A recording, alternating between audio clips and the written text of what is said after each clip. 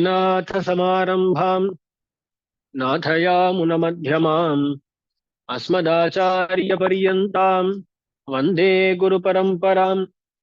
यो नित्यमच्युतपदाम्बुजयुग्मरुक्म व्यामोहतस्तदितराणि तृणाय मेने अस्मद्गुरोर्भगवतोऽस्य दयैकसिन्धोः रामानुजस्य चरणौ शरणं प्रपद्ये। हमारे संप्रदाय में अति विशिष्ट स्थान में विराजमान आचार्य श्री रामानुजाचार्य स्वामी जी महाराज हैं। उनका चरित्र का अनुभव ले रहे हैं हम लोग। रामानुज स्वामी जी कई सारे ग्रंथों की रचना किए हैं और उसके माध्यम से इतर समय निराश यानी अन्य संप्रदायों का निराकरण और अपना संप्रदाय का प्रतिष्ठापन किया। उस संदर्भ में स्वामी जी के शिष्य स्वामी जी को बोलते हैं कि स्वामी जी, आपको दिग्विजय यात्रा करना है। सभी जगहों को जाकर वहां रहने वाले लोगों को अपने संप्रदाय की तरफ ले आना है। तो जिनको वादों में जीतना है उनको वादों में जीतना है। जिनको यह संदेश पहुंचाना है उनको पहुंचाना है। तो ये सब करने के लिए प्रार्थना करते हैं और रामानंद स्वामी जी भी दिग्विजय यात्रा में निकलते हैं। हम कल देखे थे कि गुरु परंपरा प्रभाव ग्रंथानुसार रामानुज स्वामी जी दक्षिण के तरफ जाते हैं। सभी दिव्य देशों का मंगलाशासन करते करते तिरुकुरुंगुड़ी पहुंचे थे। बीच में आழ்वार तिरुनहरी कुरुकापुरी का भी मंगलाशासन होता है। ये गुरु परंपरा प्रभाव ग्रंथ में नहीं, ये दास ही बोला था कि वहां रामानुज स्वामी जी के जो तिरुवड़ी है उसका नाम रामानुज है वहां। और वहां से तिरुकुरुंगुड़ी गए थे। तिरुकुरुंगुड़ी में देखे थे कि भगवान रामानुज स्वामी जी को पूछे, अरे आप कैसा इस पूरा लोक का उद्धार कर पा रहे हैं, हम कुछ नहीं कर पा रहे हैं, कैसा? तब रामानुज स्वामी जी उनको बोलते हैं, अरे आपको जिस तरह पूछना है वैसा पूछना है। यानी भगवान सिंहासन पर बैठ कर कैसे पूछ सकते हैं? तब वहां के अर्चक स्वामी जी भगवान को एक नीचे नीचे एक क्या बोलते हैं, कंबल रखकर उस पर विराजमान करते हैं। और रामानंद स्वामी जी अपने आचार्य महापूर्ण स्वामी जी को सिंहासन पर ध्यान करते हुए, यानी सिंहासन पर महापूर्ण स्वामी जी है ऐसा ध्यान करते हुए उनको द्वैमंत्र का उपदेश करते हैं। और उनका अब तो देखिए ना, आचार्य बन गए रामानुज स्वामी जी, तो उनके लिए एक दास्य नाम देना पड़ता है। और श्री वैष्णवनम भी ऐसा एक दास्य नाम भी प्रसारित करते हैं। श्री वैष्णवनम भी ऐसा ये तिरुकुरुंगुड़ी में होता है। इसके होने के बाद रामानंद स्वामी जी ऐसा केरल दिव्यदेशों का बंगला शासन करते हैं, वहां तिरुवनंतपुरम जाते हैं। वहां भगवान का 3 द्वारों के द्वारा मंगला शासन करते हैं। आप सभी तिरुवनंतपुरम का भी दर्शन लिए हैं ना? वहाँ 3 द्वार होते हैं। एक द्वार से भगवान का श्री चरणों का दर्शन, एक द्वार से भगवान का बीच का कटी प्रदेश, पेट इत्यादि अवयवों का दर्शन, और एक द्वार से भगवान का मुख कमल दर्शन होता है ना? ऐसा भगवान का दर्शन लेकर मंगलाशासन करके वहां तिरुवनंतपुरम में भी एक रामानुज मठ की स्थापना करके रामानुज स्वामी जी वहां से ऐसा पधारते हैं और उत्तर भारत के जो भी दिव्य देश है ना वहां जाते हैं। अब देखिए ना, भू प्रदक्षिण कर रहे हैं ऐसा, दास पहले भी बोला हूँ कि ऐसा प्रदक्षिण करते हुए जा रहे हैं, सभी जगह जाते हैं। वहां ऐसा जाते जाते सरस्वती भंडार वहां पहुंचते हैं। वो कश्मीर में बोलते हैं ना, कश्मीर में जो सरस्वती भंडार है वहां पहुंचते हैं रामानुज स्वामी जी। वहां जाते ही सरस्वती देवी वो स्वयं आकर रामानुज स्वामी जी के लिए दरवाजा खोलकर उनको अंदर ले जाती है। और हम पहले देखे थे ना, कप्यासम पुंडरी कमेव मक्षिणी, ऐसा एक श्रुति वाक्य है। इसका अर्थ पूछती है और रामानंद स्वामी जी भी उसका सुंदर अर्थ बताते हैं। बहुत खुश होती है सरस्वती जी, और रामानंद स्वामी जी का जो श्री भाष्य ग्रंथ है उसको लेकर अपने सर पर धारण करती है, यानी शिरसा उसका प्रतिग्रह करती है। उसका तात्पर्य क्या बना कि अपना आदर, पूरा आदर उस ग्रंथ पर है, श्री भाष्य पर है, वो ऐसा दिखाती है। और रामानुज स्वामी जी को श्री भाष्यकार ऐसा नाम भी देती है। इसलिए श्री भाष्यकार ये नाम प्रसिद्ध हो गया है। हमारे संप्रदाय में कई आचार्यों का ऐसा नाम रखते हैं, भाष्यम ऐसा नाम रखते हैं, क्योंकि भाष्यकार ये रामानुज स्वामी जी का प्रसिद्ध हो गया नाम। तो श्री भाष्यकार रामानुज स्वामी जी को नाम वहाँ सरस्वती जी देती है। और रामानुज स्वामी जी के लिए एक हयग्रीव मूर्ति को भी वहाँ देती है सरस्वती देवी। तब रामानुज स्वामी जी, अरे आप हम पर इतना आदर कर रहे हैं, क्यों ऐसा कर रहे हैं, ऐसा पूछते हैं। तब वो बोलती है, अरे कई सारे लोग आए हैं इसके पहले, और कोई भी आपकी तरह सभी वाक्यों का सही अर्थ बताए नहीं, इसलिए इतना आदर कर रहे हैं, ऐसा बोलती है सरस्वती जी। और वहां कुछ दिन रुकते हैं स्वामी जी। वहां रुकते हैं तो उनका बहुत आदर करता है वहां का राजा। तब क्या होता है, वहां के जो पंडित है ना, वो सोचने लगते हैं, अरे ये यहाँ रहे तो हमारा सिद्धांत का कुछ नुकसान हो जाएगा। ऐसा सोचकर इनको किसी तरह मारने की कोशिश ये सब करते हैं। तब रामानुज स्वामी जी, उन पर कुछ असर नहीं पड़ता है। उनकी शक्ति के वजह से क्या होता है, उनको ही कुछ बीमारियां ये सब आती हैं। इसको जो रामानुज स्वामी जी को नुकसान पहुंचाने वाले थे, उसके बाद वो राजा प्रार्थना करता है, स्वामी जी थोड़ा उनको माफ कीजिएगा। तब रामानंद स्वामी जी भी उनको फिर से अनुग्रह देकर उनको स्वास्थ्य दिलाकर वहां से फिर से रामानंद स्वामी जी पधारते हैं। ये सब कहाँ हो रहा है, कश्मीर में ये सब हुआ था। तो क्या ना, नीचे दक्षिण से कश्मीर तक रामानंद स्वामी जी पधारे, वहां तक पधारे हैं। और वहां से ऐसा वाराणसी, ऐसे जो जो मुख्य मुख्य पुण्य स्थल है ना, वहां जाते हुए पुरुषोत्तम जगन्नाथपुरी, वहां जाकर वहां भी एक रामानुज मठ की स्थापना करके वहां से श्री कूर्म, सिंहाचल, अहोबिल इत्यादि पुण्य स्थलों का मंगलाशासन करते करते रामानुज स्वामी जी तिरुमला को पहुंचते हैं। तिरुमला को पहुंचते हैं। अब क्या होता है यहाँ, तिरुमला को आते हैं रामानुज स्वामी जी, गुरु परंपरा प्रभाव ग्रंथानुसार। तब वहां एक विवाद चल रहा होता है। कहाँ, तिरुमला में। तिरुमला में भगवान का दर्शन हम लेते हैं, 2-3 क्षणों के लिए कभी कभी मिल जाता है ना। उस जरागंडी जरागंडी आवाज के बीच में थोड़ा सा दर्शन मिल जाता है। उनको देखे तो शंख चक्र युक्त रूप के साथ ही आज हमें दर्शन देते हैं वेंकटेश्वर भगवान। पर रामानंद स्वामी जी के समय में उनका शंख चक्र नहीं था, शंख चक्र आयुध नहीं थे उनके समय में, क्योंकि ऐसा एक राजा था जिसका नाम है तोंडेमान चक्रवर्ती। तोंडेमान चक्रवर्ती बोलते हैं, एक बार उसको किसी राजा के साथ युद्ध करना था। तब वो आकर, वो बड़ा भक्त था, तो उसकी सहायता के लिए भगवान क्या करते हैं, अपना शंख चक्र उसके साथ बेच देते हैं, दे देते हैं। इसलिए क्या होता है, भगवान उस समय के बाद से बिना शंख चक्र ही विराजमान थे।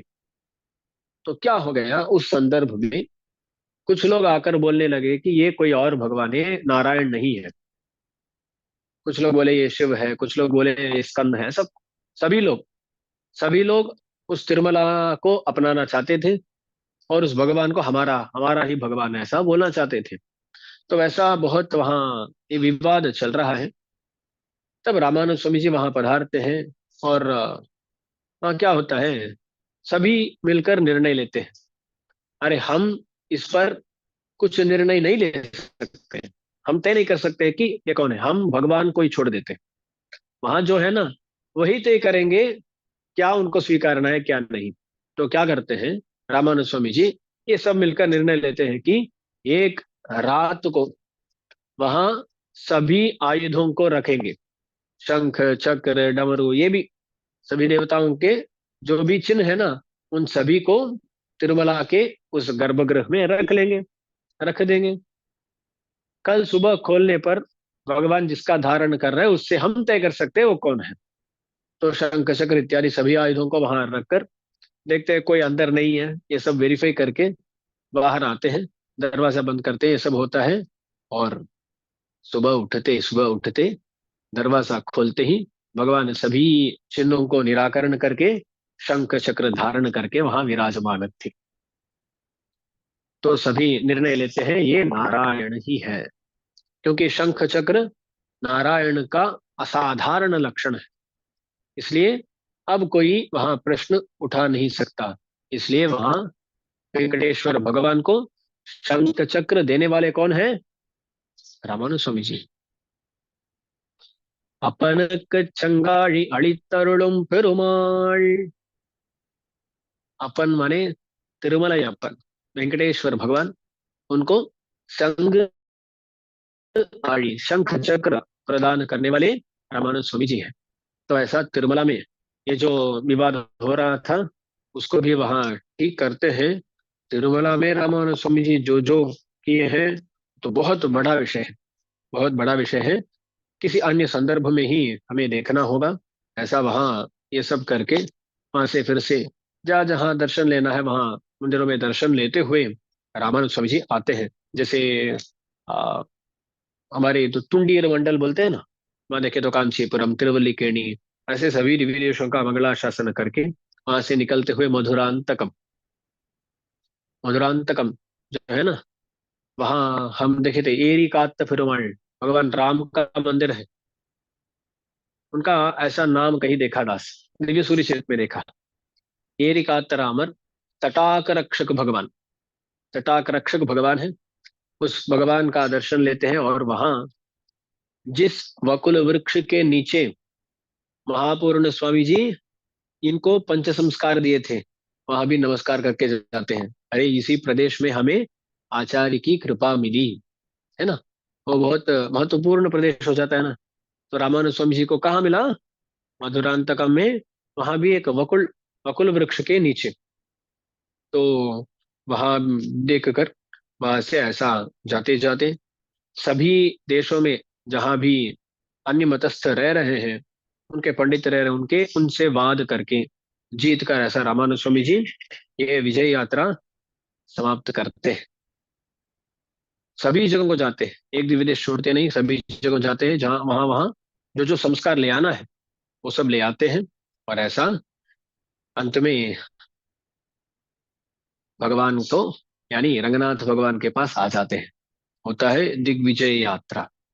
इसी को हमारे पराशर भट्टर जी महाराज इस श्लोक में कहे हैं, श्रीरंगम करिशैलमञ्जनगिरिं तार्क्ष्याद्रिसिंहाचलौ श्रीकूर्मं पुरुषोत्तमं च बदरी नारायणं नैमिषम् श्रीमद्वारवती प्रयागमथुरायोध्यागयाः पुष्करम् सालग्रामगिरिं निषेव्य रमते रामानुजोऽयं मुनिः।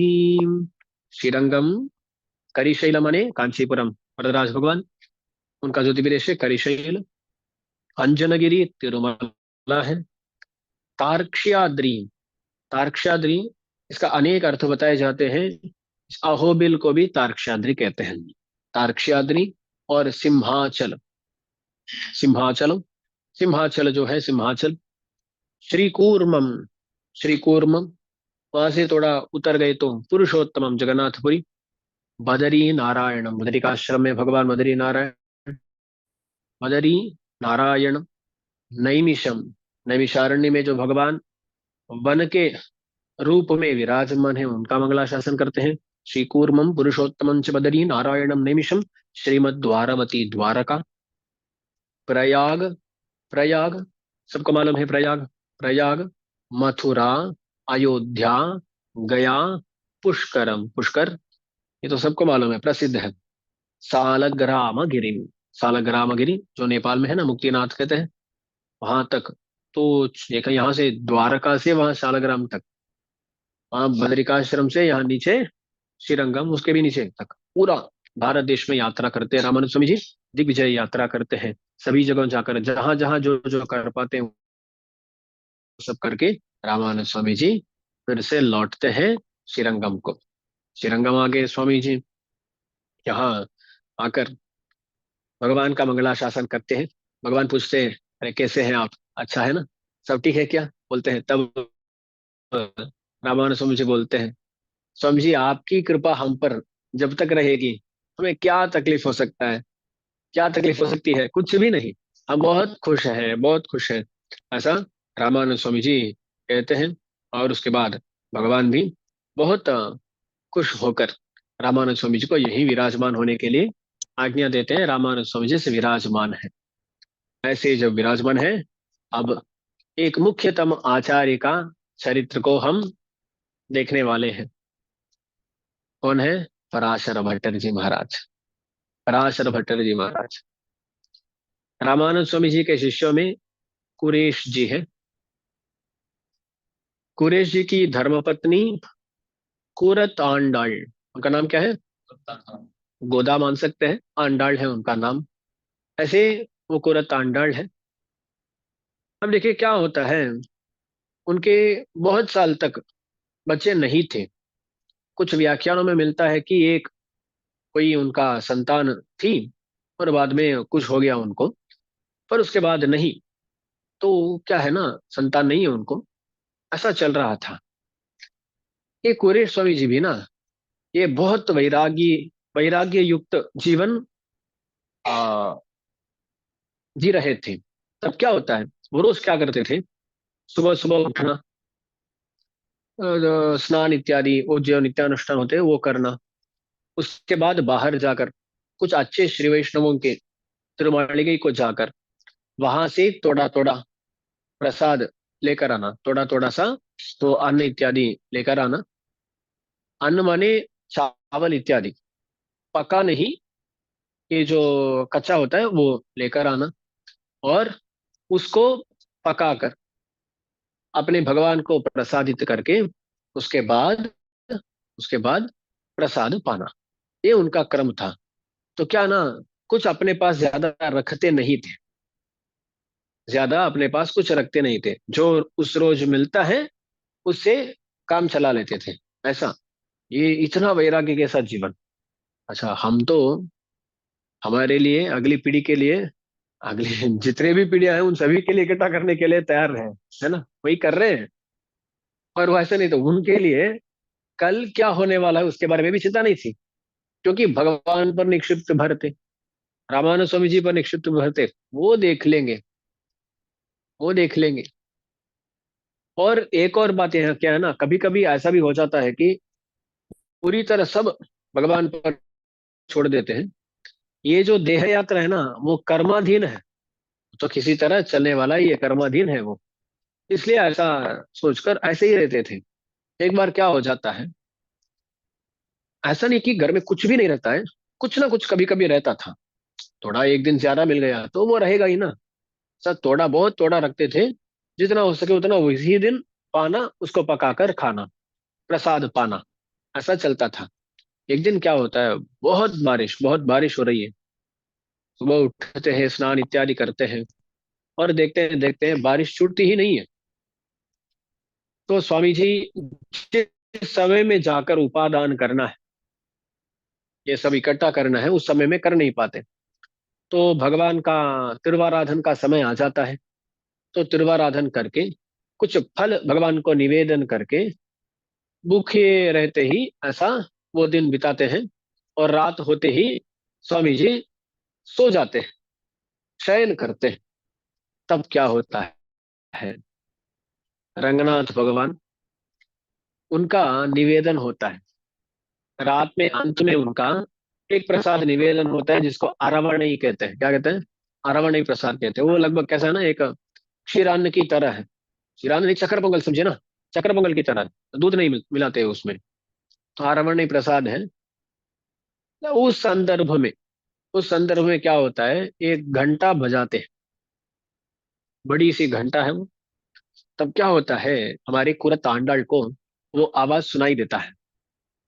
वो बोलते हैं, आपका भक्त बिना कुछ खाए सो रहे हैं, आप घंटा बजाते हुए ऐसा अच्छी तरह गा रहे हैं क्या? ऐसा कुरत आंडाल बोल देती है। ये आवाज जो है ना, ये भगवान को सुनाई देता है। यानी इतने जोर से कहीं ऐसा नहीं है, भगवान को सुनाई देता है ना। भगवान वो मन में ले लिए, अरे ऐसा है क्या। तुरंत ही क्या करते हैं, उनके एक भक्त को वहां मंदिर का निर्वाह देखते हुए, उत्तम नंबी ऐसे एक स्वामी थे, उत्तम नंबी बोलते हैं। वो उत्तम नंबी के वंशज जो भी है ना, उन सभी को उत्तम नंबी कहते हैं। अच्छा, एक स्वामी थे उत्तम नंबी स्वामी, उनको सपने में आकर बोलते हैं, वो कहीं पर अपने भवन में या कहीं, वो भी नींद ले रहे थे, क्योंकि रात हो जाता है ना, रात हो जाती है जब ये सब होता है। वो भी सो रहे हैं, उनके सपने में आकर भगवान बोलते हैं, अरे कुरेश जी भूखे लेटे हैं, सो रहे हैं, तो जाकर उनको कुछ ना कुछ दे दो। अब जो प्रसाद निवेदन हुआ है, उसको जाकर वहां देना चाहिए। ग्रंथ में अकार वडिशिल कहा गया है, उस समय समयानुसार देखे तो आरवण ही होगा, ऐसा हम जान सकते हैं। तो उत्तमानंद स्वामी क्या करते हैं, भगवान का प्रसाद को लेकर कुरेश स्वामी जी के तिरुमालिके को आते हैं। हम देखे ना, जहां भी भगवान का प्रसाद आता है ना, वो मर्यादा के साथ आता है, छत्र छामर इत्यादियों के साथ ही आता है, डोल बजाते हुए आते हैं। ऐसा आते हैं तो अरे इस समय में क्या ये सब बज रहा है, ऐसा सोचकर कुरेश स्वामी जी भी उठते हैं, और बाहर देखते तो अपने तिरुमालिके को भगवान का प्रसाद आ रहा है। तो कुरेश स्वामी जी पूछते हैं, अरे क्या हो रहा है, क्यों आ रहा है? तब उत्तम रवि स्वामी जी बोलते हैं, भगवान की आज्ञा है कि आपको ये प्रसाद मुझे मैं दूं, यही भगवान की आज्ञा है, बोलते हैं। बोलते ही कुरेश स्वामी जी, अरे भगवान का प्रसाद है, उसको निराकरण तो नहीं कर सकते हैं, इसलिए क्या करते हैं, अरे इतना प्रसाद हम क्या करेंगे, इतना प्रसाद हमें चाहिए नहीं। आप क्या कीजिए, दो कवल दीजिए, दास के लिए एक कवल, और कुर तांडल के लिए एक कवल। ऐसा दो कवल लेते हैं उनसे, और उनको बेच बेच देते हैं। क्योंकि उस समय में क्या होता था, रामानुज स्वामी जी ऐसी व्यवस्था किए थे कि जो भी भगवान का प्रसाद है ना, उसको विक्रय करते थे, यानी उसको बेचते थे। बेचने से उससे भी थोड़ा धन मिलेगा ना, तो इतना बड़ा मंदिर चलाना है तो धन चाहिए होता है। इसलिए ज्यादातर प्रसाद को बेचकर उससे धन करके वहां मंदिर चलाने की एक व्यवस्था थी। इसलिए आप देखें तो जैसे अन्य मंदिरों में ना प्रसाद विनियोग होता है, पर श्रीरंगम में प्रसाद विनियोग इतना ज्यादा नहीं होता है। ज्यादातर क्या होता है ना, वो बेचने के लिए ही आ जाता था। वो उस समय में वो व्यवस्था चाहिए थी, आज तो अलग बातें छोड़ दीजिए। पर ऐसी व्यवस्था रामानुज स्वामी जी ने किए थे। अब कुरेश स्वामी जी सोच रहे हैं क्या ना, अब ये जो भी प्रसाद है, ये पूरा प्रसाद हम ले लिए तो बेचने के लिए कुछ नहीं रहेगा, तो कुछ ना कुछ भगवान के लिए धन कम हो जाएगा ना।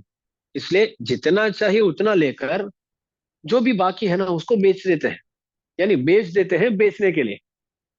ऐसा करते हैं कुरेश स्वामी जी, तो वहां भी वो भगवान के बारे में सोच रहे हैं। भगवान भेजे हैं तो उसका अपमान नहीं करना है, इसलिए ले लिए, पर पूरा नहीं लिए। और वहां उनको बेच देते हैं, और वो भी जाते हैं। तब कुरेश जी अंदर आते हैं और आंडाल को पूछते हैं, अरे तुम कुछ सोची क्या, कुछ बोली क्या? तब वो बोलती है, जो वो की वो बोलती है। तब कुरेश जी गुस्सा होकर करते हैं, ऐसा बोलते हैं क्या, ऐसा कर सकते हैं क्या, ऐसा हमें नहीं करना है, तुम ऐसा नहीं करना था, ऐसा बोलते हैं। और वहां जो अरवणई प्रसाद लिए, उससे भगवान के अनुग्रह से उनका एक पुत्र जन्म लिए, वो कुरत्तांडाळी गर्भवती हुई। और उसके बाद एक वैशाख मास में, अनुराधा नक्षत्र में, वहां पराशर भट्टर और वेदव्यास भट्टर, इन दोनों को जन्म दिए गोदा, यानी कुरत्तांडाळ। दो कब लिए थे ना, वहां से दो पुत्र भगवान के अनुग्रह से जन्म लिए। उनका नाम पराशर भट्टर और वेदव्यास भट्टर ऐसा रखा गया। तो गर्भधारण हुआ, उसके बाद पुत्र जन्म हुआ। पुत्र जन्म कुरीर स्वामी जी का पुत्र जन्म हुआ है, तो सभी खुशी में है। रामानंद स्वामी जी, गोविंद स्वामी जी सभी खुशी में है। क्या होता है, पहले 10 दिन वो आशौच रहता है ना, इसलिए वो आशौच के होने के बाद नामकरण करने के लिए जो दिन रहता है, उस दिन को रामानुज स्वामी जी, गोविंद स्वामी जी सभी कुरताழ்वान के तिरुमालिगे को जाते हैं उस बच्चे को देखने के लिए, नामकरण करने के लिए।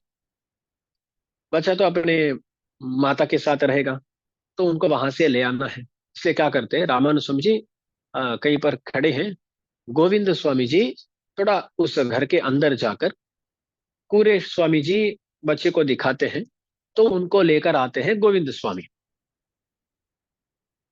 जब ले आते हैं ना, ले आते उनकी उनका जो सौंदर्य है, उनका जो तेज है, उस सबको देखकर बहुत खुश हो जाते हैं, और मंगलाशासन परता हो जाती है हमारे गोविंद स्वामी जी को। ऐसा आते हैं और क्या करते हैं, रामानुज स्वामी जी को दिखाते हैं, स्वामी जी देखिए कितना सुंदर लड़का है। तब रामानुज स्वामी जी भी कटाक्ष करते हैं, और रामानुज स्वामी जी पूछते हैं, अरे यहाँ तो द्वय का गंध आ रहा है, द्वय मंत्र का गंध आ रहा है, तो वो कहाँ से आ रहा है? तब गोविंद स्वामी जी बोलते हैं, अरे दास जब आ रहा था, तब इस लड़के की सुंदरता को देखकर दास सोचने लगा, अरे कुछ नुकसान ना हो, इसलिए द्वय मंत्र का उच्चारण करते हुए उसको ही रक्षा बनाते हुए दास आया, ऐसा बोलते हैं। तब रामानुज स्वामी जी देखिए ना, वहां वो द्वयोच्चारण किए हैं, स्वामी जी को पता चला कि वो द्वयोच्चारण किए हैं वहां। तो ऐसा एक ज्ञानी है रामानुज स्वामी जी। तो पूछते हैं, आप इनके लिए इतना कर रहे हैं, इतना उन पर प्रेम है आपको स्वाभाविक रूप से, इसलिए आपको ही इनका आचार्य बनना चाहिए। रामानुज स्वामी जी आज्ञा देते हैं, क्योंकि एक आचार्य के लिए अपने शिष्य पर अत्यंत मुख्य क्या होता है, कृपा। वही आचार्य बनने के लिए लायक जो कृपालु है, जो अपने शिष्य को देखकर सोचता है, अरे ये इतना दुखित हो रहा है, इसे को इसको किसी तरह सही मार्ग में ले आना है, इसको मोक्ष प्रदान करना है। तो कृपा एक आचार्य के लिए अत्यंत मुख्य होता है। यहाँ गोविंद जी की जो कृपा है ना, वो पराशर भट्टर जी पर इतना इतनी इतने ज्यादा लेवल में थी कि, हाँ, हाँ, इसलिए रामानुज स्वामी जी क्या करते हैं, उनको ही आज्ञा देते हैं, आप ही इनका आचार्य बनेंगे। और नामकरण के संदर्भ में उनका नाम ऐसा रखा जाता है, पराशर भट्ट। आपको याद रहा हो तो यामुनाचार्य स्वामी जी की एक आशा थी कि जो हमारे संप्रदाय के लिए बड़ा उपकार किए, वेदव्यास महर्षि और पराशर महर्षि दोनों, उन दोनों का किसी तरह कृतज्ञता निवेदन करना है, उन दोनों के लिए कृतज्ञता निवेदन करना है। तो उनका नाम इनको रखकर उसके द्वारा उनको कृतज्ञता निवेदन करते हैं रामानुज स्वामी जी। हम आज भी देखते हैं ना, कोई स्टेडियम है, कुछ एयरपोर्ट है, तो उसका किसी का नाम रखते हैं। नाम रखने से उनको याद करते हैं ना, इसलिए उनको न भूलें, उनके प्रति कृतज्ञता निवेदन करें, इसलिए नाम कहीं पर रखा जाता है। तो वहां इनके पुत्रों को पराशर भट्ट और वेदव्यास भट्ट ऐसा नाम रखते हैं रामानुज स्वामी जी महाराज। और उस संदर्भ में दास पहले ही बोला हूं, शंख चक्र लांछन होता है, ताप संस्कार नामकरण के संदर्भ में होता है, दास पता है। गोविंद स्वामी जी के द्वारा वो कराते हैं, तो वही आचार्य है ना, उसके उनके द्वारा वो कराते हैं। ये पराशर भट्टर स्वामी जी का अवतार है। इनका नाम श्री रंगनाथ भट्टर भी होता है, श्री रंगनाथ भट्टर। विष्णु सहस्त्र नाम का एक भाष्य रचाए हैं पराशर भट्टर जी महाराज, उसमें बोलते हैं रंगनाथ अपना नाम है। और भगवान रंगनाथ भगवान ना पराशर भट्टर जी महाराज पर बहुत प्रेम करते थे। वो अक्सर इनको भट्ट पराशरा ऐसा पुकारते थे। कौन? रंगनाथ भगवान इनको पुकारते थे, ऐसा बोला जाता है। तो ऐसा पराशर भट्टर जी का अवतार होता है। और सोचिए ना, ये राजपुत्र है। दास अक्सर बोलता हूँ, रामानुज स्वामी जी हमारे संप्रदाय के राजा है, तो राजपुत्र है कौन? पराशर भट्टर जी। तो रंगनाथ भगवान के मंदिर में ही बढ़ते हैं भट्टर। पराशर भट्टर कहाँ बढ़ते हैं? वहीं वहीं खेलते हैं, वहीं वो बड़ा होते हैं। ऐसा बोला जाता है कि रंगनाथ भगवान और रंगनाई की अम्मा जी, ये दोनों पराशर भट्टर जी को स्वीकृत पुत्र की तरह ही देखते थे। बोला जाता है कि रंगनाथ भगवान के सामने जो स्तूणा, वो स्तंभ है ना, आमोद स्तंभ, आमोद स्तंभ में एक वस्त्र को ऐसा लटका कर उसमें उनको सुलाते थे, पराशर भट्टर जी को, जब छोटे बच्चे थे ना तब। तो इतना अंतरंग थे पराशर भट्टर जी महाराज। जब वो छोटे थे ना, तब भगवान के लिए जो प्रसाद निवेदन के लिए वहां रखा होता है ना, ये जाकर एक कबल ले लेते थे पराशर भट्टर जी, भगवान का निवेदन होने के पहले भी कभी कभी। तो इतना अंतरंग बनकर वहीं थे पराशर भट्टर जी। और रंगनाथ भगवान और अम्मा जी, ये दोनों पराशर भट्टर जी के लिए माता पिता थे। ऐसा बढ़ते हैं पराशर भट्टर जी महाराज। ये वो खुद बताते हैं अपने श्रीरंगराज स्तव में, किंतु प्रपत्ति बलतारित विष्णु माय मध्वंश्य राजकुल दुर्ललितम किलैवम श्रीरंगराज कमला पदलालितत्वम यद्वापराध्यति मम स्तुति साहसेऽस्मिन्। श्रीरंगराज कमला पदलालितत्वम। अरे रंगनाथ भगवान और रंगनाई की अम्बा जी, ये दोनों मिलकर हमारा हमारा बहुत लालन किए हैं। ऐसा छोटे बच्चों को हम जो करते हैं ना, वैसा करके हमें बढ़ाए हैं। इस बात को पराशर भट्ट जी महाराज खुद बताते हैं श्रीरंगराज स्तव में। इसलिए ये अतिशयोक्ति भी नहीं है। ऐसा पराशर भट्ट जी महाराज बड़े होते हैं, बड़े होते आते हैं। क्या होता है इनको, जब जो संस्कार, उपनयन संस्कार ये सब होना है वो होता है। ऐसा होने पर इनको वेदाध्ययन के लिए भेजते हैं। वेदाध्ययन करना है ना, वेदाध्ययन करने के लिए पाठशाला भेजते हैं। पाठशाला भेजने पर भट्टर जी एक दिन जाते हैं, जाने के बाद दूसरे दिन जाते नहीं है, पाठशाला से वापस आ जाते हैं। जाते हैं, जाकर वापस आ जाते हैं। कुरैश जी और आंडाल पूछते हैं, अरे भट्टर क्या हो गया, आज पाठशाला से क्यों शीघ्र ही आ गए? तो भट्टर जी बोलते हैं, कल जो पाठ हो रहा था वही पाठ आज भी हो रहा है। यमुनाचार्य स्वामी जी के चरित्र में भी देखे थे, जैसे बोलते हैं कल। तो ये लोग देखते हैं, अरे ऐसा क्या? हाँ, वो ऐसा ही तो होता है। लगभग एक पक्ष तक एक ही पाठ पढ़ाते हैं, वेदों का पाठ, तभी वो कंठस्थ होगा। ये बोलते हैं नहीं, उसी पाठ को पढ़ा रहे हैं, तो कल का पाठ है, वो बोल के दिखाओ। तो बोल देते हैं भट्टर जी। तब कुरेश जी हैरान हो जाते हैं, अरे इतना धारण सामर्थ्य। तो क्या करते हैं, अरे कुछ दिनों तक इसको घर में ही रखेंगे हम, कहीं इसको बेचना भी नहीं, ऐसा सोचकर घर में रखते हैं। ऐसा भी बोला जाता है। और इसके पहले ही बहुत, जब बहुत छोटे थे, इनका जब 5 नक्षत्र था, यानी 5 साल की उम्र में, क्या होता है, कुरत्ताழ்वान सदा तिरुवायुमொழி का अनुसंधान करते थे। ऐसा तिरुवायुमொழி का अनुसंधान कर रहे हैं, उसमें एक सुंदर तिरुवायुमொழி है जहाँ भक्तों का वैभव कहा जाता है, निडमार कड़ी में बोलते हैं। उस तिरुवायुमொழி का अनुसंधान कर रहे हैं, भट्टर जी बिना सुन रहे हैं। पापा जी क्या बोल रहे हैं, पिताजी क्या बोल रहे हैं, सुन रहे हैं। बीच में एक शब्द आता है, शिरुमा मनीसर। एक शब्द आता है, क्या है? शिरुमा मनीसर। मनीसर माने मनुष्य, मनुष्य मनुष्य। उसके पहले सिर माँ। सिर माने छोटे, माँ माने बड़े, छोटे बड़े मनुष्य, ऐसा एक शब्द है। इस शब्द को सुन लेते हैं भट्टर जी, इस शब्द को सुन लेते हैं, कुरेश जी को पूछते हैं, पापा जी, ये आप जो बोल रहे हैं ना, उसमें ये क्या है, शिरु मां मनुष्य, ऐसा कैसा हो सकता है? उनका प्रश्न ये है। कोई छोटा रह सकता है, नहीं तो बड़ा हो सकता है, कैसे कोई छोटा बड़ा मनुष्य बन सकता है? ये उनका प्रश्न है। ऐसा पूछते हैं। पूछने पर ना भट्टर जी ऐसा पूछते हैं, कुरैश जी सोचते हैं, अरे इतनी छोटी उम्र में इतना बड़ा प्रश्न कर रहा है ये। तो बोलते हैं, आपका उपनयन हुआ नहीं है तो शास्त्र के हिसाब से बताऊंगा नहीं, लौकिक लौकिक रीति से आपको बताता हूँ। ऐसा बोलकर क्या करते हैं, वो बोलते हैं, अरे आप देखते हैं ना, कुछ श्री वैष्णव शरीर को देखे तो वो छोटे हैं, कुछ लोग छोटे होते हैं ना, वो इतना लंबा नहीं होते हैं।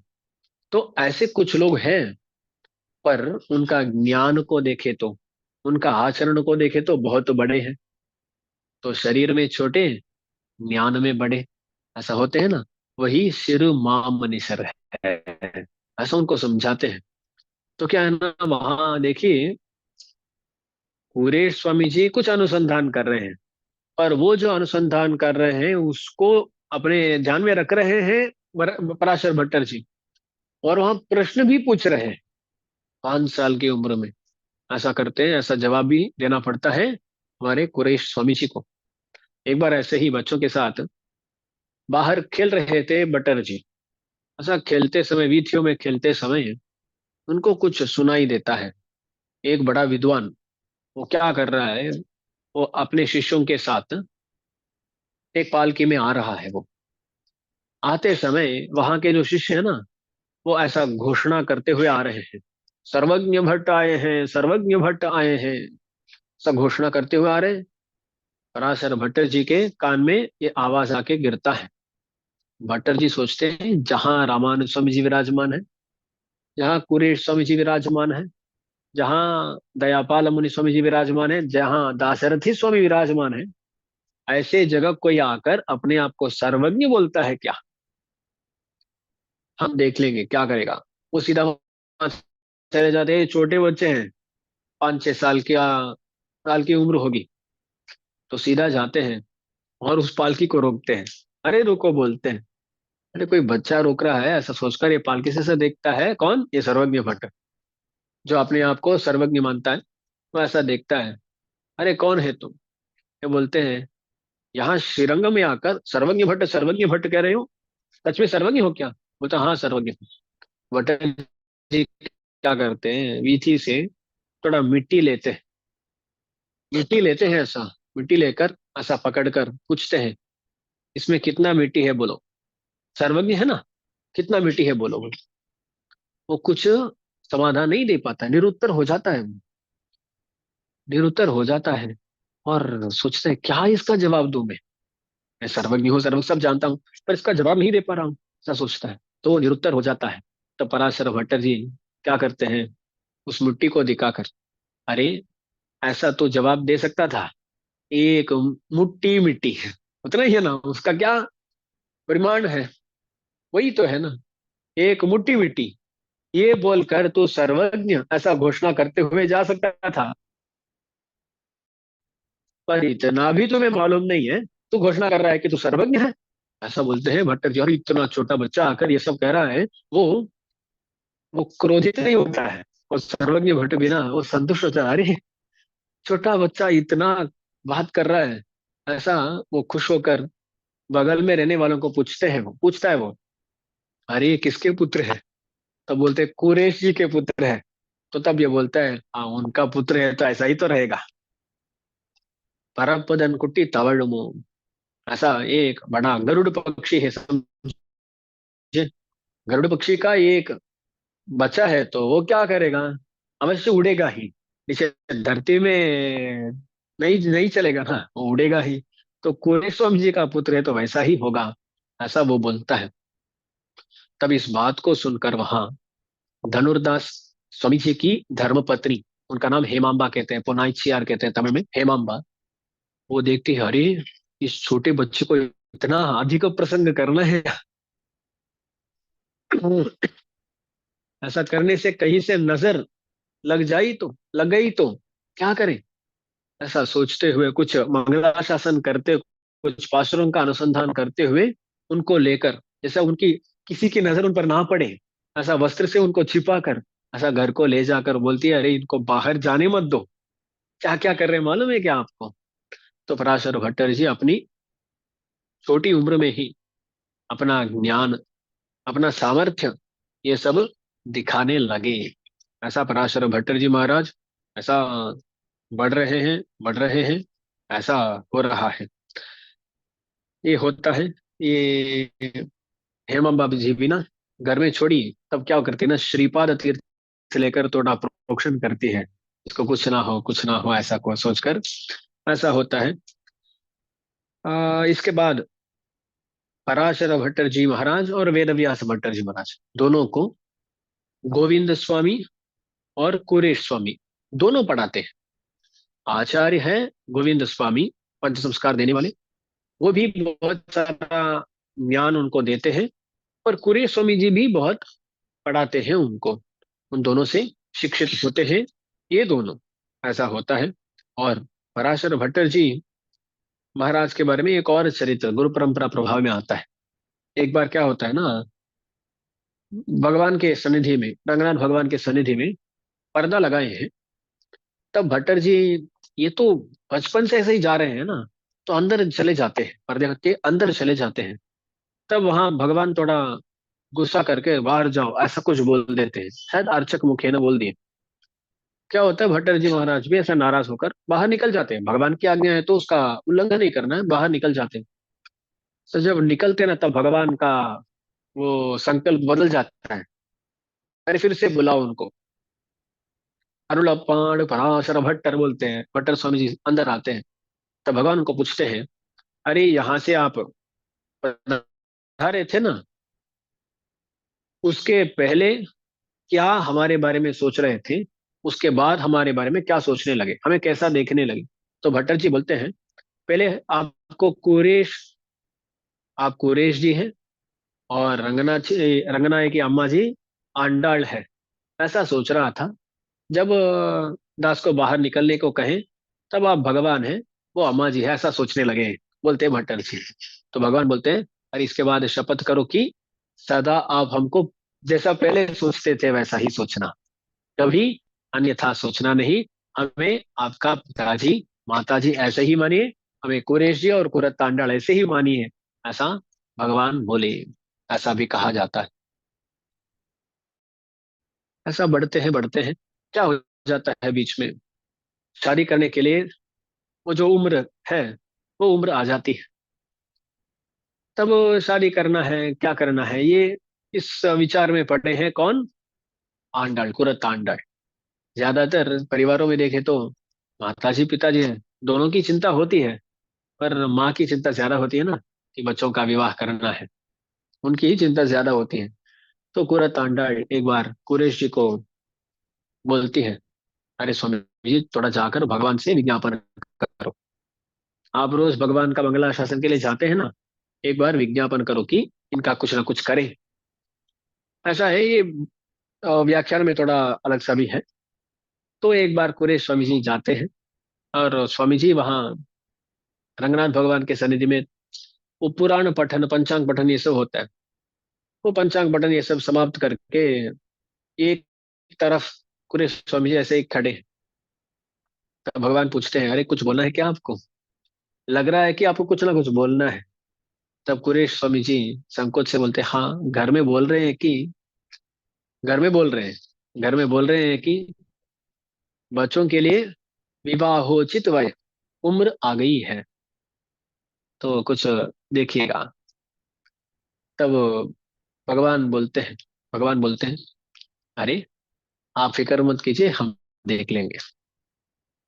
कुरेश स्वामी जी ना आंडाळ के पास यही कहते हैं, अरे हमें क्यों इसके बारे में चिंतन करना है, वो भगवान का परिवार है तो भगवान देख लेंगे, हमें क्यों चिंतन करना है।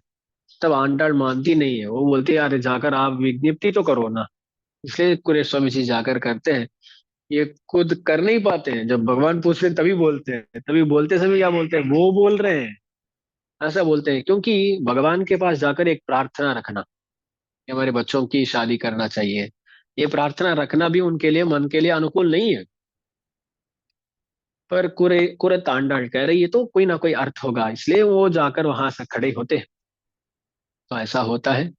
और क्या करते हैं, महापूर्ण स्वामी जी के जो वंशज है ना, वंशज माने उनके परिवार वाले, क्योंकि महापूर्ण स्वामी जी तब तक विराजमान हुए होंगे, उसके उनके परिवार वाले, उनमें से कुछ लोग भट्टर स्वामी जी से संबंध करना चाहते हैं, पर थोड़ा उनको संकोच भी है। हम देखे थे ना पहले भी, रामानंद स्वामी जी की धर्मपत्नी और पेरिनम्बी स्वामी जी की, महापूर्ण स्वामी जी की धर्मपत्नी के बीच में कुछ झगड़ा हुआ था, थोड़ा भेद है। तो इसलिए वो थोड़ा संकोच करते हैं। भगवान जाकर उनके सपने में बोलते हैं, अरे भट्टर स्वामी जी को अपनी कन्या को देना है। ऐसा देने के बाद पराशर भट्टर जी महाराज की शादी भी हो जाती है महापूर्ण स्वामी जी के परिवार की एक कन्या के साथ।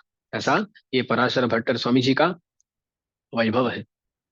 बीच में यहाँ दाशरथी स्वामी जी के बारे में भी कुछ चरित्र आते हैं गुरु परंपरा प्रभाव में।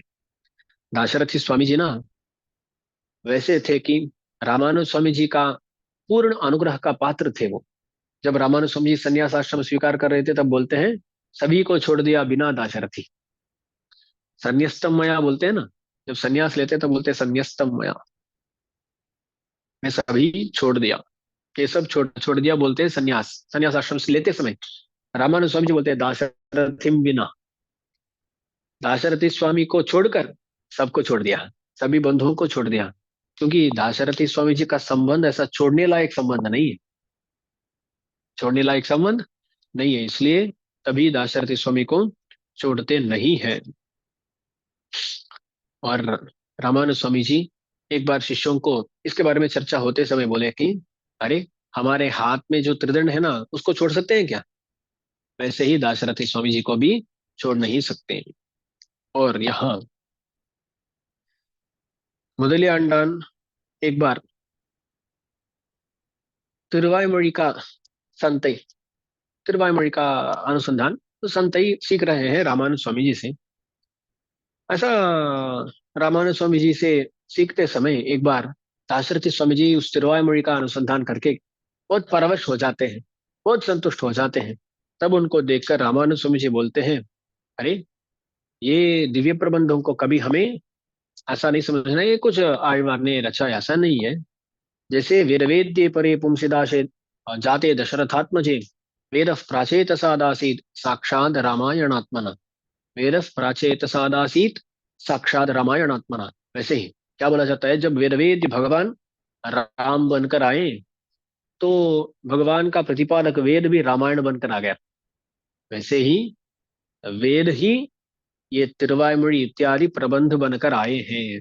ऐसा उसका महात्म्य को समझाते हैं रामानुज स्वामी जी, क्योंकि दाशरथी स्वामी जी भी उसी को महसूस कर रहे हैं, बहुत संतुष्ट हैं, तब इस बात को बताते हैं रामानुज स्वामी जी। ऐसा थे। और भी एक चरित्र यहाँ धनुर्दास जी के बारे में आता है बीच में। रामानुज स्वामी जी क्या करते हैं, कावेरी में स्नान करके, क्या हो रहा है एक बार भगवान का ब्रह्मोत्सव होता है।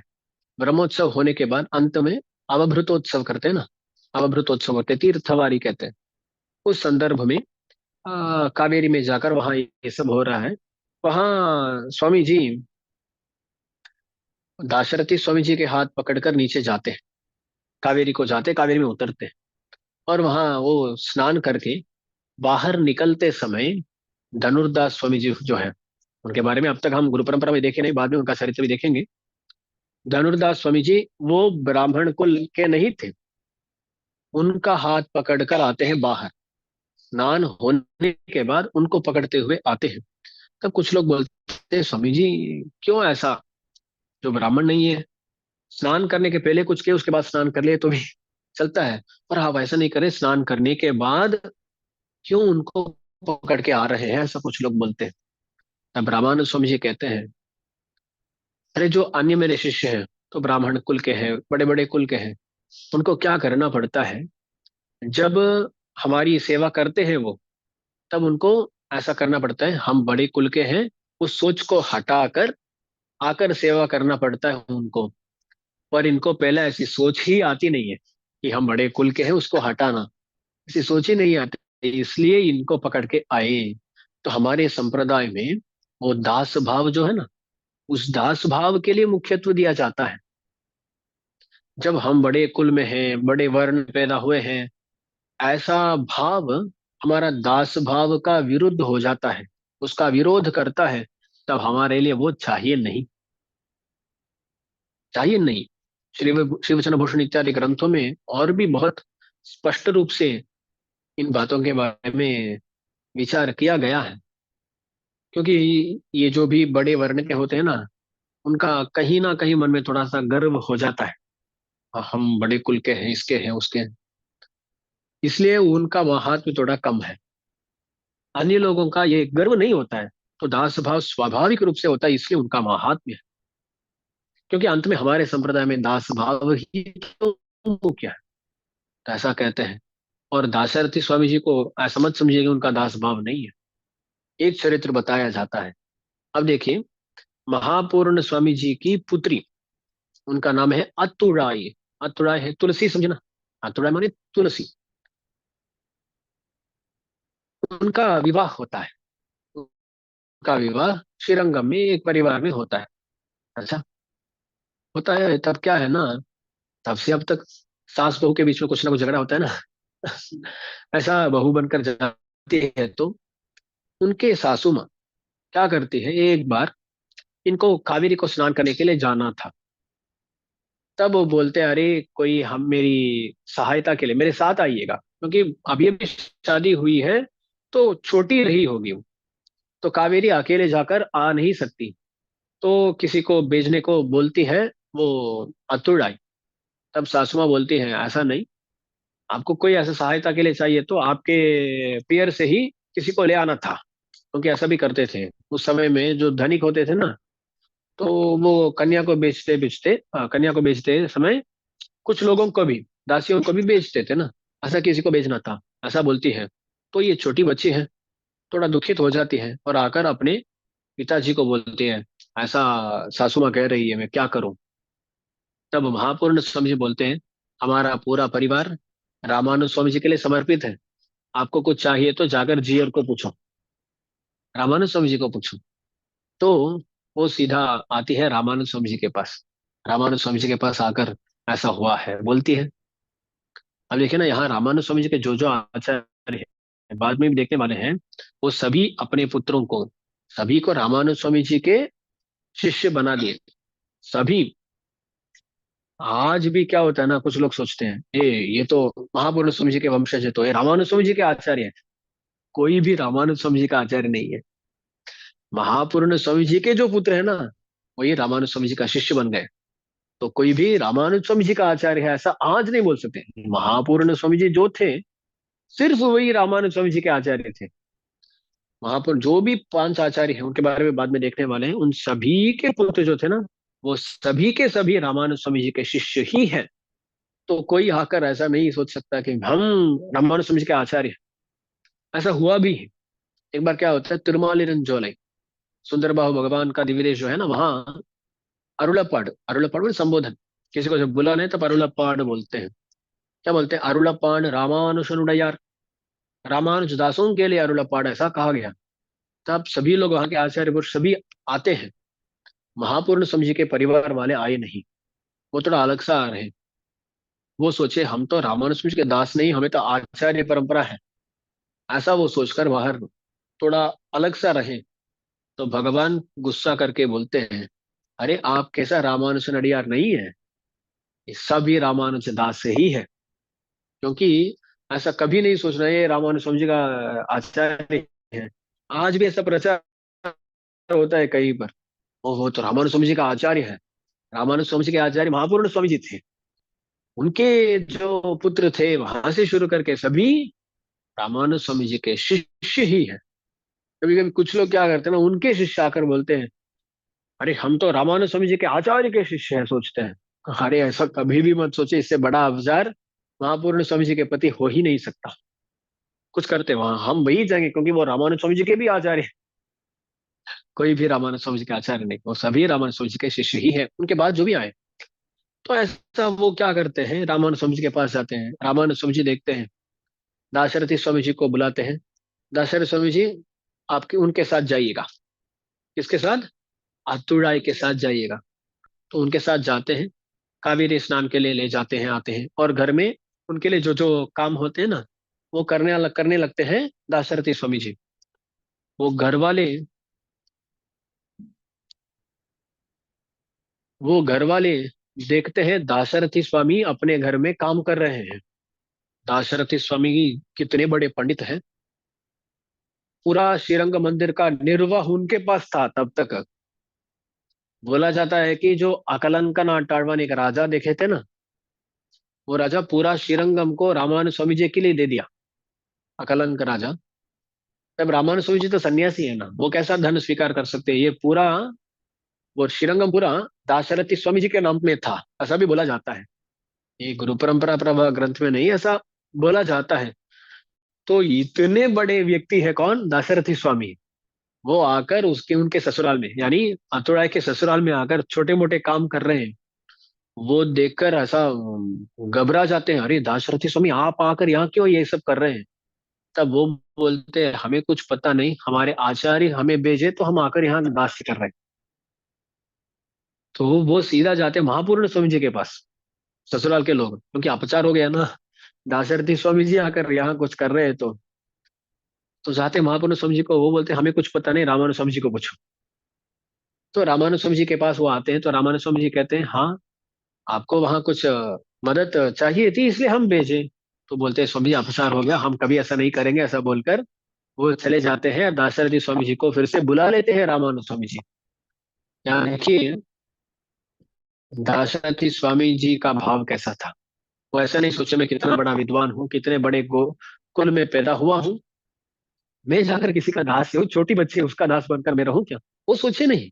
वो सिर्फ सोचे हाँ, मेरे आचार्य की आज्ञा है, कुछ भी करूंगा मैं। ऐसा चले गए। बाद में उनको वो करते रहना नहीं था, वो ये आने वाले ही थे, पर वो करने के लिए तैयार थे ना। वैसे बड़े बड़े शिष्य थे रामानंद स्वामी जी के। ऐसा दाशरथी स्वामी जी का भी बहुत सुंदर चरित्र है। ये भी हुआ। इसके बाद एक अत्यंत विशिष्ट चरित्र है। महापूर्ण स्वामी जी एक बार एक स्वामी जी का अंतिम संस्कार करते हैं। उनका नाम है मारनेर नंबी। मारनेर नंबी। उनके बारे में कब देखे हम? यामुनाचार्य स्वामी जी के चरित्र में। उनका मठ का जब गृह प्रवेश होने वाला था, तब मारनेर नंबी स्वामी जी का चरित्र को देखे। बड़े निष्ठाशाली थे मारनेर नंबी स्वामी। वो क्या करते हैं, महापूर्ण स्वामी जी को उनके अंतिम काल में बोलते हैं कि दास का अंतिम संस्कार आपको ही करना है। इस शरीर को कभी हमारे परिवार वालों को देना नहीं, क्योंकि वो सभी प्राकृत है, वो कोई भक्त नहीं है। इसलिए हमारे शरीर को, हमारा ये जो शरीर, उसको वहां नहीं देना चाहिए। क्योंकि क्योंकि ये आचार्य से समाज ताप संस्कार पाया शरीर है उनका, कटाक्ष से पवित्र बना शरीर है। और एक और चरित्र बताते हैं, ग्रंथ में नहीं है पर बताते हैं कि एक बार हमारे यामुनाचार्य स्वामी जी को एक बड़ी बीमारी हुई थी। उनके पीठ में एक बड़ा सा कैंसर की तरह एक बीमारी हुई थी। तब वैद्य आकर बोलते हैं, ये उस समय में क्या था ना, एक व्यक्ति से दूसरे व्यक्ति को वो ट्रांसफर करना, ऐसा एक कुछ करते थे मंत्र से या कैसा पता नहीं, बस पर करते थे। तो तब कौन इसको अंगीकार करेगा? मारनेर नबी स्वामी अंगीकार करते हैं, अरे आचार्य को नुकसान नहीं होना चाहिए, मैं स्वीकारता हूँ। ऐसा उसको आचार्य प्रसाद मानकर अपने शरीर में स्वीकार किया, ऐसा भी बोला जाता है। ऐसा एक इतिहास है। अच्छा, कर्ण परंपरा में आने वाला एक वृत्तांत है, किसी ग्रंथ में भी हो सकता है, ताज तो ऐसा ही सुना। तो ऐसा एक चरित्र भी है। तो देखिए ना, ये शरीर है आचार्य प्रसाद रखने वाला शरीर, इस शरीर को कभी किसी को देना नहीं, आपको ही देखना है अंतिम संस्कार। पर ये क्या थे ना, ये चारों वर्णों में आते नहीं थे। ऐसे इनका संस्कार कर देते हैं कौन? महापूर्ण स्वामी। इनका अंतिम संस्कार करते हैं।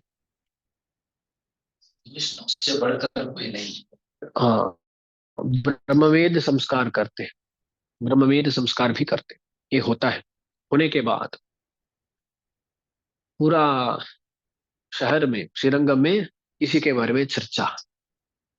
सभी लोग आकर रामानुज स्वामी जी को कंप्लेंट करते हैं, अरे ऐसा ऐसा कर दिए, ये वर्णाश्रम का विरुद्ध है, वर्णाश्रम धर्म का विरुद्ध है, ऐसा किसी आदमी का कैसा अंतिम संस्कार कर सकते हैं ये महापूर्ण स्वामी जी। सब बहुत बोलते हैं। और रामानुज स्वामी जी भी ये सुनकर महापूर्ण स्वामी जी के पास आते हैं।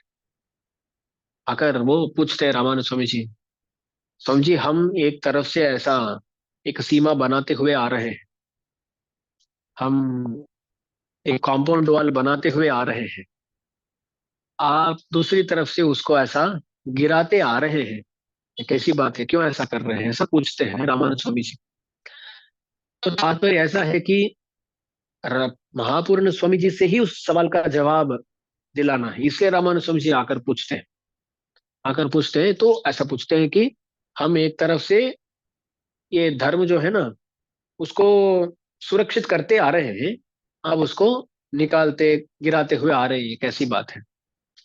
तब महापूर्ण स्वामी जी बोलते हैं, बहुत सुंदर एक संदेश देते हैं महापूर्ण स्वामी जी। वो पूछते हैं, अरे मैं क्या राम से बड़ा हूं, या मारने नबी स्वामी जटायु से नीचे है, मैं क्या धर्मपुत्र से बड़ा हूं और ये क्या विदुर से नीचे है। ऐसा बोलकर उसके बाद कहते हैं, हमारे तिरुवायुमொழி में जो दो दशक है, भक्तों का प्रभाव वर्णन करने वाले दशक, पय्यलम सुडरली मूर्ति और गढ़वार कड़ी में, ये दोनों समुद्र घोष है क्या। समुद्र घोष का कुछ अर्थ नहीं होता है ना, कुछ मतलब होता है क्या उसका, निरर्थक होता है। ऐसे भक्तों का प्रभाव वर्णन करने वाला ये जो दशक है ना, ये दो दशक है, वो निरर्थक है क्या। तो ऐसा बोलते हैं महापूर्ण स्वामी जी। तो तात्पर्य क्या है, राम जटायु का संस्कार किए हैं। जटायु तो एक पक्षी है ना, पर पक्षी का भी संस्कार किए हैं कौन, राम। तो अब देखिए ना, यहाँ प्रश्न करने वालों का तात्पर्य क्या है, वो क्या पूछ रहे हैं, ये ब्राह्मण है, बड़े हैं, वो तो बहुत छोटे हैं, उनका कैसे संस्कार कर सकते हैं। तो ये क्या बोलते हैं, मैं राम से बड़ा हूं क्या, नहीं तो ये जटायु से नीचे है क्या, नहीं है। तो राम जटायु का कर सकते हैं तो मैं क्यों इनका नहीं कर सकता। जब धर्मपुत्र विदुर का कर सकते हैं तो मैं क्यों इनको नहीं कर सकता, अवश्य कर सकता हूं ही। क्योंकि अंत में उनका कुल, जाति, वर्ण इनको देखना नहीं चाहिए। देखना है तो आचार्य संबंध को, भगवत संबंध को, भक्ति को देखना है। तो उसी को षटकोप स्वामी जी बहुत स्पष्ट रूप से बोलते हैं, कुलम तांग सारि हर्णालिलुम कीழிந்து எத்தனை நலந்தானிலாத சண்டாள சண்டாளர்களாகிலும் வலந்தாங்கு சக்கரத் தண்ணல் மணிவண்ணர் காளன் உள்கலந்தார் अड़ियार तम अड़ियार यम अड़िहले।